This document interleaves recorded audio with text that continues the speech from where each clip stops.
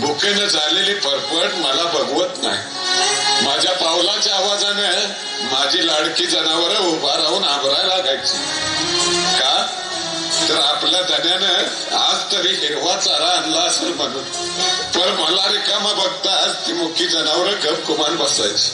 अगं माझ्या मुख्य जनावरांना या अभागी शेतकऱ्याची अवस्था कळाली, पण या निर्दयी शासनाला काय बी नाही कळत.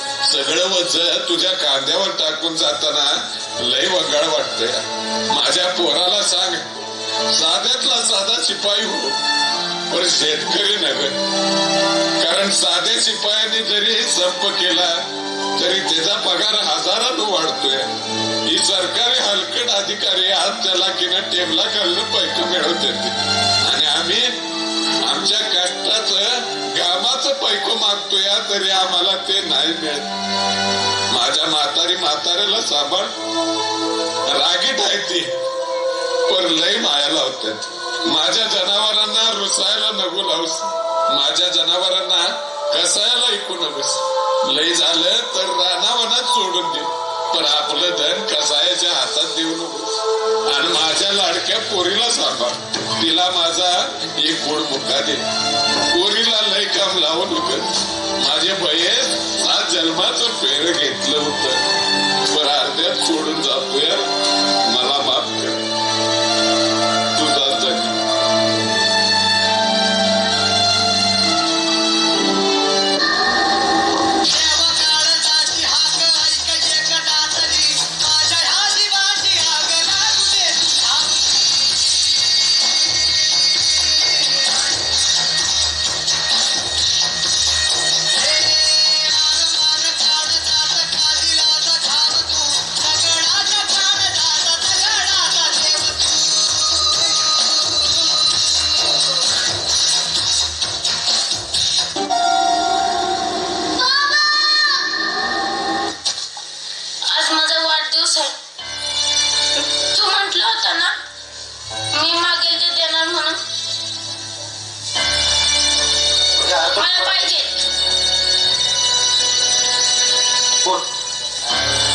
नक्की ना? बघा आबा, मला तुझ्याकडे एक वचन पाहिजे.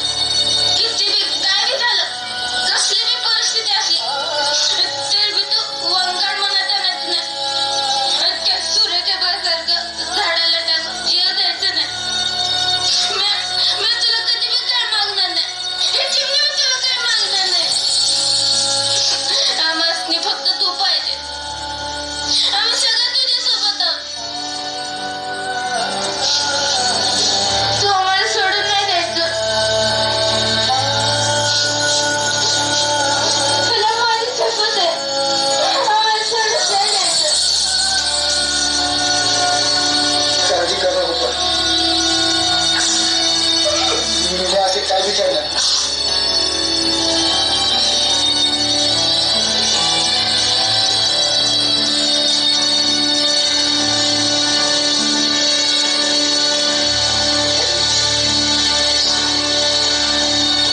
मी तयार आहे.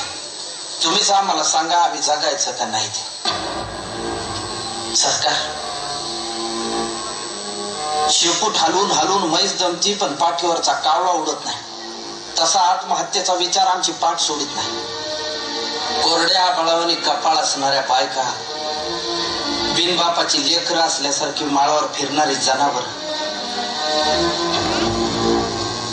हे सर गावाला नजर लागली म्हणून नाही झालं सरकार. गावाकडं कुणाचीच नजर गेली नाही म्हणून झालं. शिकलो नसतो तर किती सुखात राहिलो असतो. अन्यायाची जाणीवच झाली नसती. देवाचा कोप झाला असं समजून बसलो असतो अंधारात, तुमच्या लाल दिव्याला हात जोडीत. गोचिडासारखे चिटकून बसले 7-12ला सावकार आणि बुजगावण्यासारखं उभं आहे सरकार. आभाळ वाटते सावध राहिलं. दुष्काळाचं कोरप ठणकत चाललंय आणि शेतकऱ्यांसाठी कोंडवाडे बांधायचं ठरवून सरकार शांत झोपी गेलंय. देश महासत्ता होण्याची स्वप्न बघण्यासाठी. खिचडीसाठी शाळेत जाणाऱ्या पोरानं चोरून आणलेली 2 घास खाताना त्याच्या बापाला अभिमान वाटावा पोराचा, का स्वतःच्या जगण्याची लाज?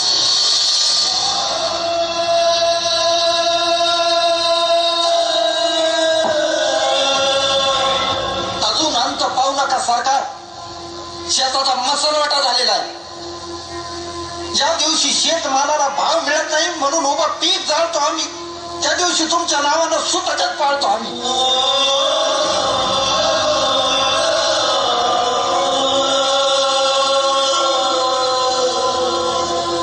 आता तरी विचार करा, नाहीतर 1 किलो गव्हासाठी तुम्ही 1 दिवस देश गहाण ठेवलेला असत.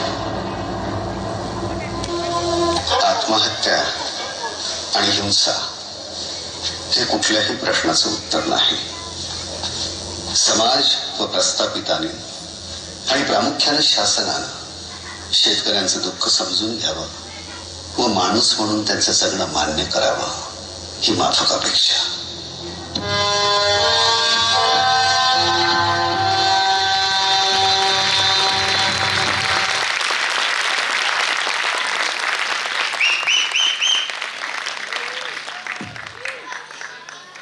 शेतकऱ्याचे मुली हिरण्या गलांडे आणि श्रीनिधी उदयगिरे.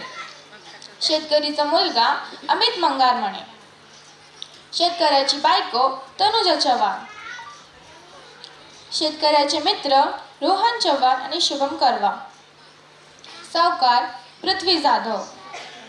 सावकारचा मित्र फरदीन शेख आणि शेतकरीच्या भूमिकेत सिद्धांत वाहुल.